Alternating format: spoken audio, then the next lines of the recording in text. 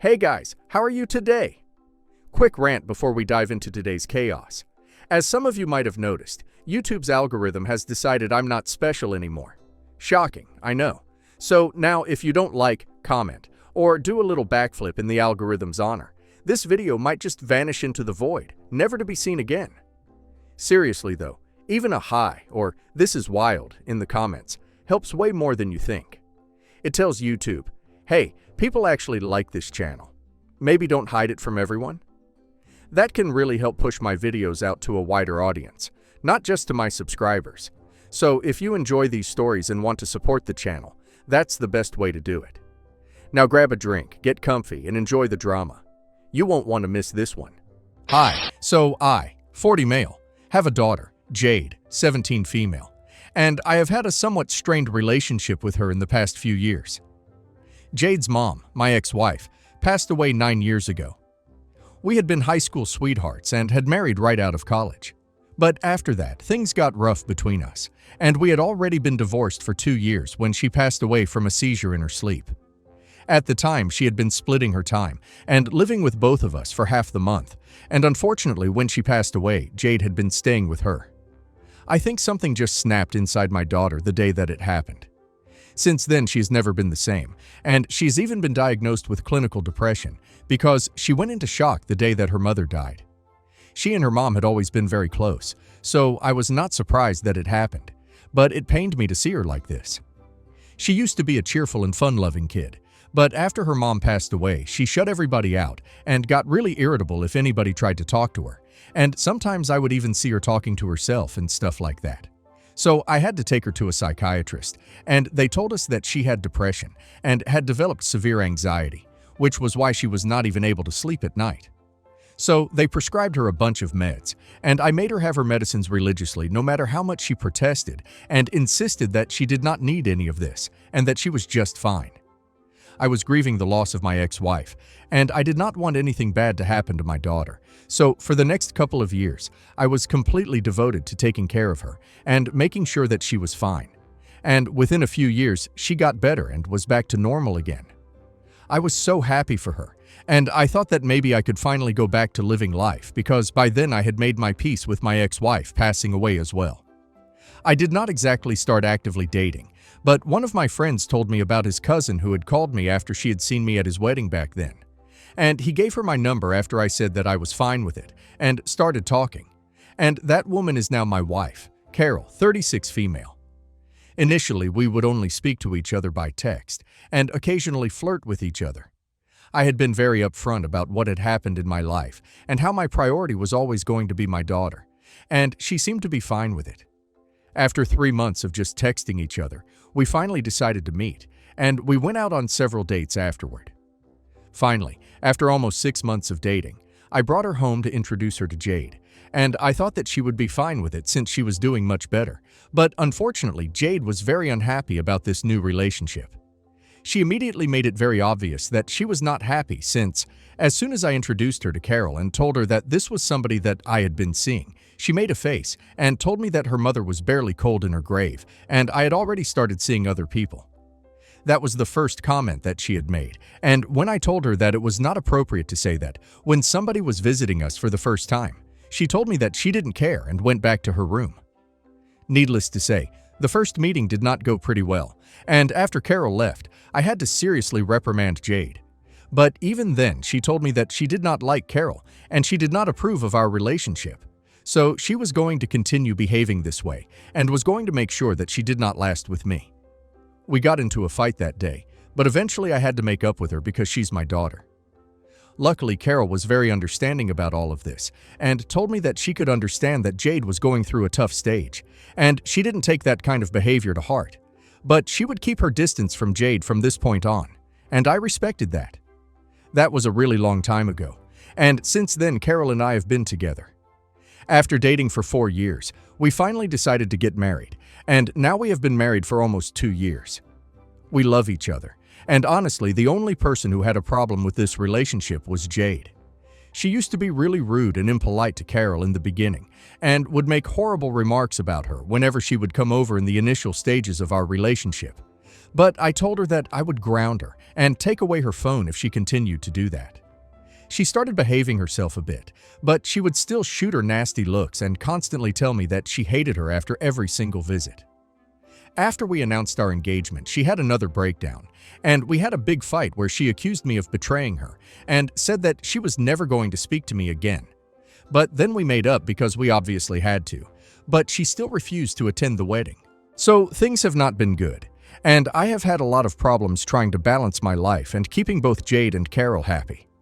I'm just very thankful that Carol is such an understanding partner, and she never takes offense at any of the things that Jade says, because she's just that forgiving and kind-hearted. Jade is just that difficult to be around, but for the past couple of years, she has mostly just kept her mouth shut and kept her problems with Carol to herself. She doesn't interact with her stepmom at all, and even though they live in the same house and have been for the past 4 years, they literally never speak to each other if they can help. Carol does occasionally speak to her as politely as she can whenever she absolutely needs to, but Jade doesn't even look at her and pretends like she doesn't even exist, and I've made my peace with it. This is as good as it's going to get, and I can't help it. Now, almost a month ago, Carol and I threw a party to celebrate our 2-year anniversary. We invited a couple of our friends and family members and some co-workers. We were having the event at home, just like our first wedding anniversary, so Jade was there. On our first anniversary, Carol and I had a similar party, but Jade had refused to be part of it and had gone over to a friend's house, but this time she decided to stay. I was kind of skeptical about having her there for the event, and in the end she proved that I was right to doubt her intentions. Once all the guests had arrived, everybody was socializing and drinking and having a lot of fun, and then all of a sudden Jade announced that she wanted to make a speech in our honor. Carol and I were shocked, and so was everybody else, because I think pretty much everyone knew that Jade did not like my wife, and she had proven it once and for all when she refused to attend my wedding. So for her to announce that she wanted to make a speech, I instantly realized that this could not be something good. I tried to laugh it off and told her that it would not be necessary, but she insisted on it, and eventually we did not want to create a scene, and so we decided to give her a chance, and I still regret that. She first talked about how she had never had a good relationship with Carol, and we all knew that anyway, so it was not a surprise. But when she said that she wanted to work on that and build a relationship with her, we were all kind of taken aback. But I was still feeling like there was something more to come. I tried to get her to rush through her speech, but she took her own sweet time, and eventually she announced that the reason she wanted to work on her relationship with Carol was because she knew that she was always going to be an only child, and she really wanted the inheritance. But since I was literally under Carol's thumb, she wanted to make sure that she did not end up losing out on anything because of her bad relationship with Carol. Then she went on to elaborate on the only child comment, saying that she was just lucky that Carol was never going to be able to have any children of her own, since she had recently found out that she was infertile. And then she thanked Carol for making sure that she would not have any competition, and ended her speech, and then she went into a room, leaving all of us shocked by what she had just done. It's true. A few months ago, Carol had found out that she was infertile. We had been actively trying to get pregnant for almost a year, but did not have any success. So we decided to get ourselves tested and found out that she was infertile. In a way, we counted as lucky because she was past 35, so it might have been risky for her as well. But even then, she was very upset because she really wanted to have a child, and so did I, but we made our peace with it and had been trying to get over it. We never bothered to hide it or be secretive about it when we were around Jade. So she had been aware that last year, Carol had been very upset around the end of the year because she had found out this devastating news. But we had never ever expected her to bring something like this up while we were having our anniversary party. As soon as she had delivered that speech and gone back to her room, Carol broke down into tears, and everybody started trying to calm her down. Most of the guests left a little while after that because it just got too awkward, and I decided to drive Carol to her parents' home so she could live with them for a few days while I dealt with the situation with Jade. Because what she had done was unacceptable and a really low blow to my wife. We had tolerated her disrespectful behavior for a really long time. But just because I love her, it does not make her entitled to disrespect other people whom I love. I was furious, and as soon as I got back home after driving Carol to her parents' place, I told Jade that we needed to talk, and she pretended like she didn't even care, But I made it very clear to her that she had to either apologize to Carol and everybody else who had been present at the party and go back to therapy, or she could give up any hopes of being able to go to college in the fall, because I would not be funding her, and I would also ask her to leave as soon as she turned 18. I made it very clear to her that she only had two choices. She could either do the right thing, or she could lose me forever. She didn't even think about what she wanted. Instantly, she told me that she didn't even need me or the family because she was leaving, and that's the reason why she had decided to make that speech, so she could go out with a bang and make sure that we knew exactly how low her opinion of Jade was. When I asked her where she was going to go, she told me that she was going to live with her aunt, my ex-wife's younger sister. That's when I found out that apparently for the last couple of weeks she had been in touch with her aunt. And that was bad news because my ex-sister-in-law, Alice, 35F, was the worst. She had always been insanely jealous of my ex-wife and had even confessed her love to me just for attention the day before our wedding. And that's how she ended up getting thrown out of the family a few years after we got married. Her parents did forgive her, but my ex-wife did not, and I've had nothing to do with that woman for I don't even know how long. But I guess she has still held on to that grudge that she had against me, and she was using my daughter against me, which is insane. I tried to tell Jade that she was not allowed to go to her aunt, or even speak to her, but she told me that she was going to be an adult in a couple of months anyway, so she did not need to live with me. And then she said that she wished I had been the one to pass away instead of her mother, and that really hurt. So after that comment, I decided that I would let her go, because if she wanted to make a mistake like this, she was free to do so, and she would face the consequences of her actions on her own. After she left, I brought my wife back home, and we had a discussion about whatever had happened. Then it was my turn to break down because Jade had been really hurtful to me and to her, but we had to let her go, and it was very difficult, but we made peace with it. Now almost 1 month has passed, and it has been very difficult for me to not try and care about my daughter, but she has made her own decisions, and I can't control her anymore, and neither do I wish to. But 2 days back I received a phone call from her, and Jade was in tears. I answered the call as soon as possible, and when I heard her crying, I got really panicked and asked her what had happened, and she told me that apparently her Aunt Alice had initially promised her that she was going to take care of her and make sure that she was able to go to college so that she wouldn't have to rely on me anymore. But for the past month, ever since she had left home and moved in with her aunt, she had been treated like a servant in her house and was made to do all the work. Apparently her aunt was in pain and couldn't do anything for herself, but she had still been doing it because she expected her to have enough funds to send her to college like she had been promised. And she had decided to have a conversation about that with her aunt that day. However, she had been told that she didn't actually have the money. She just intended to help her with taking out the stud student loan, and even then she would have to find somebody to be a co-signer for her. And college is supposed to start in just a couple of months, and she's already been accepted into the college of her choice, so she needs to find the money. And that's why she called me. Now she wants to come back and realize that she made a horrible mistake by trusting her aunt. But instead of just taking her back in, I told her that what I had said earlier still stands. And she has to apologize to Carol before I take her back. And now she's pissed because she thinks that I don't care about her at all. So am I an a-hole for telling my daughter that she has to apologize to her stepmom before I bring her back home? Not the a-hole. OP's daughter didn't just act out. She went for the jugular. Publicly humiliating someone about infertility is beyond cruel, and it's not something you can brush off as teenage rebellion. OP has supported her through grief, depression, therapy, and years of patience. The least she could do is show basic decency.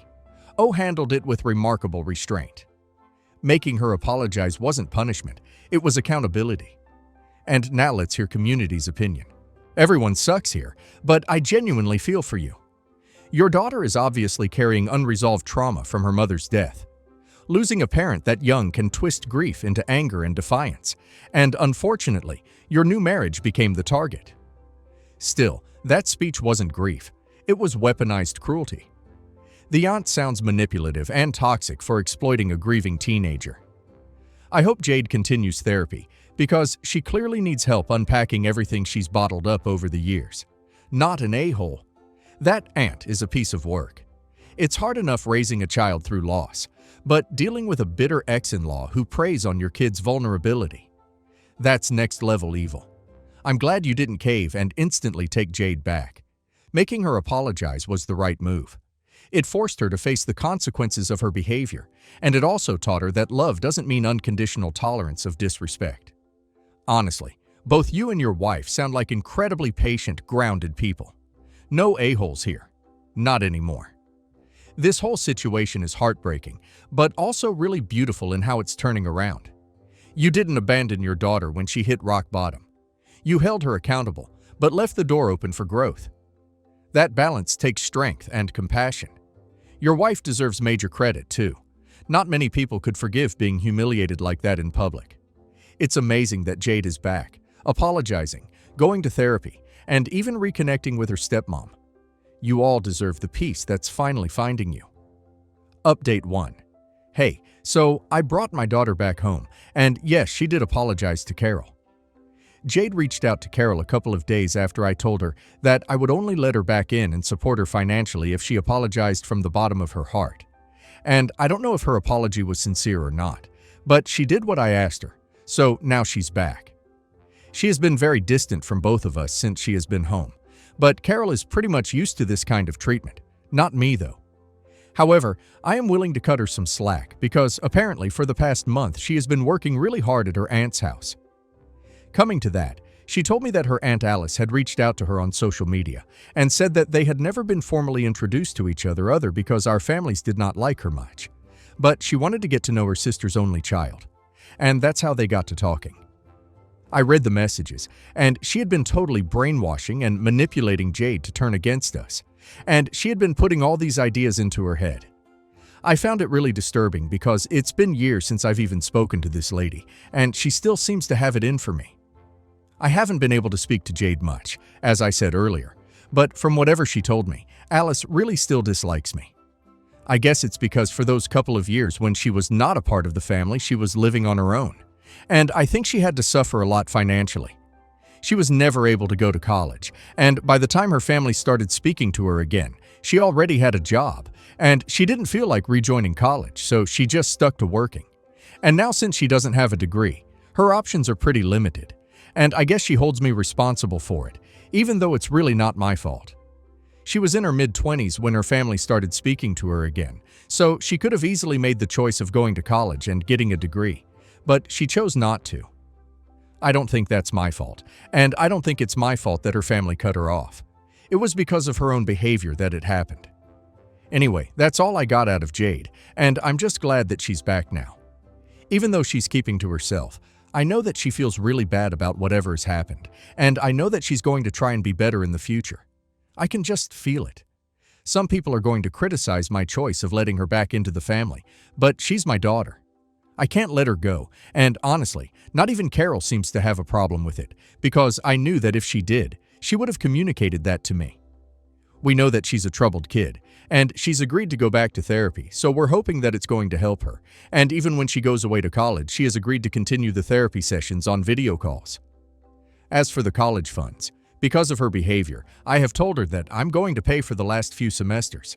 But for the first few, she's going to have to figure out where herself, and she was very cool about it.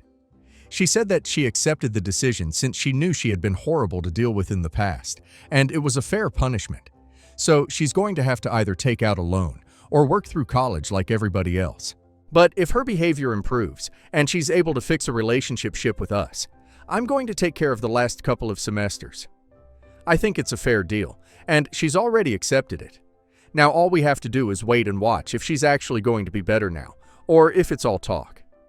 Update 2. Hello. So it's been a couple of months since my last update, and I'm really happy to tell you guys that things have been going great between Jade and me. Even Jade and Carol have been getting along quite well, which is very shocking. A couple of weeks after I posted the last update, and Jade had returned home, things started getting better because Jade started putting more effort into speaking to us. For the first couple of weeks came back, she was very distant and did not speak to anybody properly. But one day while Jade was at home, I was at work and Carol had a day off. The two of them spent the day together at home, and when I came back, I was very surprised to see them laughing and chilling on the couch like old friends. Jade told me later that night that she had a fun time with Carol, and regretted the fact that she hadn't even put in an effort to get along with this woman in the past, just because of her own preconceived notions. But now she was going to make sure that it changed.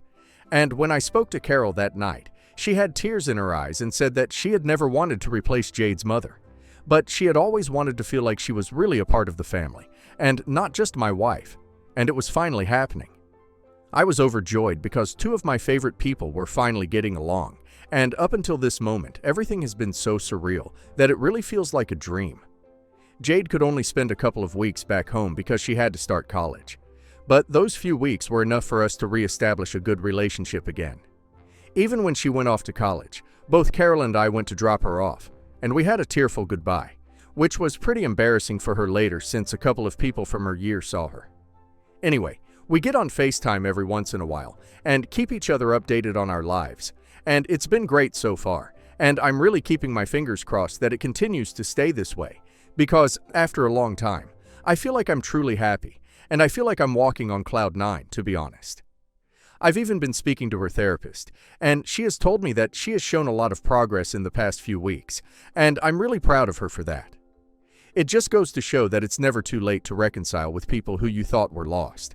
And this might not be the case for every family, but I know that I was right to not give up hope in my daughter's case, and now we are as happy as any other family, and I couldn't have asked for more. Update 3. Hello. So a lot of you were asking me about what happened to Alice after my last update because I had not spoken about her, or even mentioned her. Well, that was intentional. I wanted to make sure that that update was positive, and did not include any of the negativity on purpose. But since you guys seem to want to know, she is not part of the family anymore, and this time, I think it's pretty permanent. After Jade came back home and told us how Alice had been the one to turn her against our family and manipulated her into believing that I was against her and she needed to stand up to me, I told my in-laws, her parents, all about it. We found out that she was really putting herself in a risky position by doing this, since she was heavily crying on her parents for money. So after the fiasco with my daughter, my in-laws decided to cut Alice off and told her that they would not be writing her any checks anymore. She got pissed off and brought up how it was their fault that she did not have a well-paying job because they were not able to send her to college on time. And I think that's ridiculous because I know plenty of people who have not even been to college but still lead a respectable life and don't have to count on their parents. I think it has more to do with the fact that she is lazy and doesn't want to do anything that involves any amount of hard work to improve her situation. So I don't think she has anybody to blame but herself, no matter how hard she tries to make it seem like it was her parents' fault that she ended up like this. My ex had never been the golden child like she insists.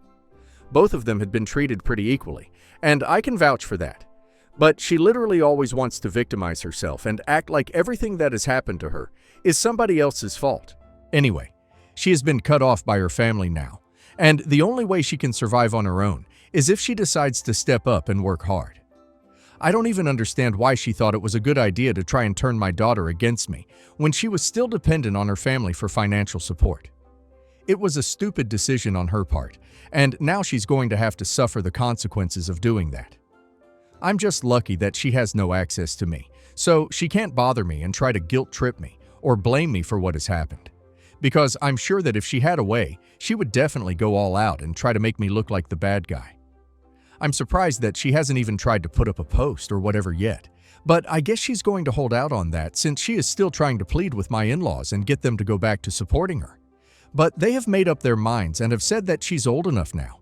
If she still doesn't know how to take care of herself, then it's not their problem anymore. I think that's the right and, at this point, pretty much the only way to deal with her. Now, talking about my family, things have been great.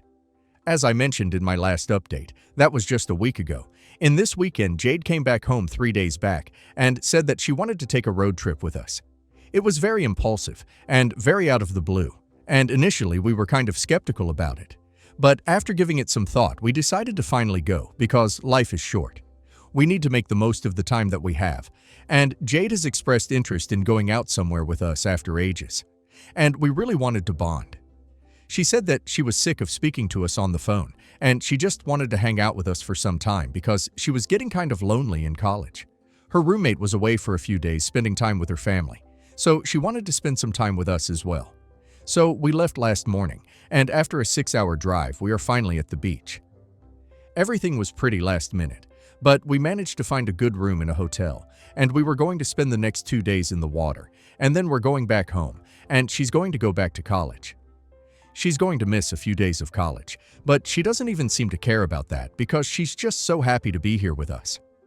This morning when we were at the beach, I saw Jade and Carol having the time of their lives in the water, and they were splashing each other and laughing like crazy.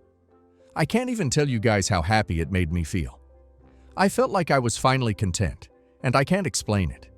There was a warm, glowy feeling in my chest. And then I joined them, and we had fun together as a family. In about half an hour, we are going to go out shopping, and then we're going to go for dinner. Life is pretty amazing right now, and I just want to freeze this moment in time and stay right here forever. I know that I can't do that, and we're going to have to go back to a normal life in a few days. But for now, I just want to pretend like this is something that we can live in forever. And yeah, I'm just very happy. No complaints anymore, huh?